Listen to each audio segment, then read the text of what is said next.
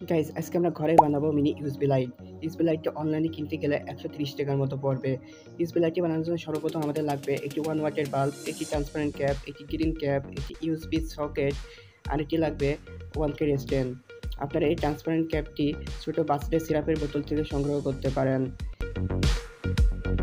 Green ক্যাপের উপর USB সকেটের মাপ নিয়ে সুন্দর করে সোল্ডারিং আয়রনের মাধ্যমে কেটে নিতে হবে।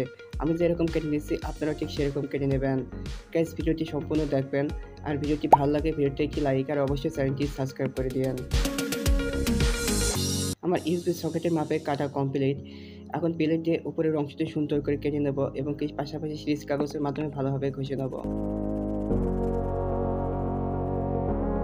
গাইস আমার ইউএসবি সকেটটি লাগানো কমপ্লিট। এখন ফেভিকলের মাধ্যমে সুন্দর করে ভালোভাবে লাগাই দেবো যাতে ইউএসবি সকেটটি কোনোভাবে না খুলে যায়।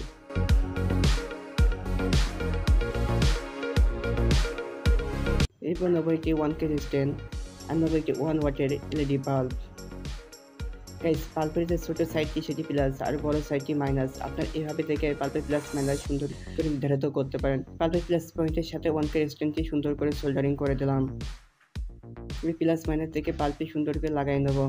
গাইস আমার 1K স্ট্যান্ডটি নষ্ট হয়ে গেছে, এই কারণে আমি এখানে একটি ডায়োড ব্যবহার করছি।